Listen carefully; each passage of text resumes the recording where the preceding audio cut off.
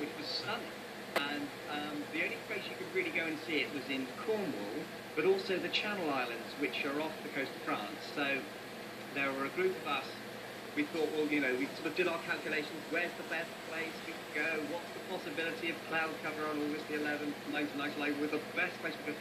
So we chose this tiny little island called Alderney, and it's only about 3 miles across and about 1.5 miles wide.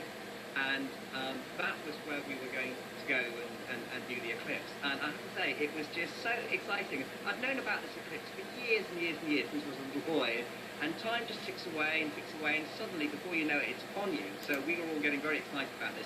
So we all departed and went out to Alderney. We had to go there by boat. That's the only way you can get there. And there were thousands of people there. And it was such a great party atmosphere. And everybody was on this tiny little island. And the weather wasn't that good. There was a lot of high cloud. It was slow moving, sort of altostratus cloud. So it was really hit and miss as to whether we were actually going to be able to see anything at all. But that didn't really deter us because, I mean, just the ability to stand in the shadow of the moon, I think would be, you know, an amazing experience. So we were pretty hyped up. And I remember... sorry, go ahead. You know, people got more and more tense. You could cut the atmosphere. It's quite amazing. Really good party atmosphere. And then I remember this really strange experience where, sort of out of the corner of my eye, you could look across the ocean and you could see this shadow coming towards you, and that was a really quite an oppressive feeling. It was quite scary. That must be something else. Big, you know, this is a big shadow. And the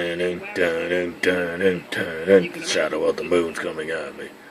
And this thing sort of rushed over us, and just at that time we could look up, and there was just enough sort of breaks in the cloud, or the cloud was thin enough for us to be able to see totality, and it was pretty amazing, I have to say.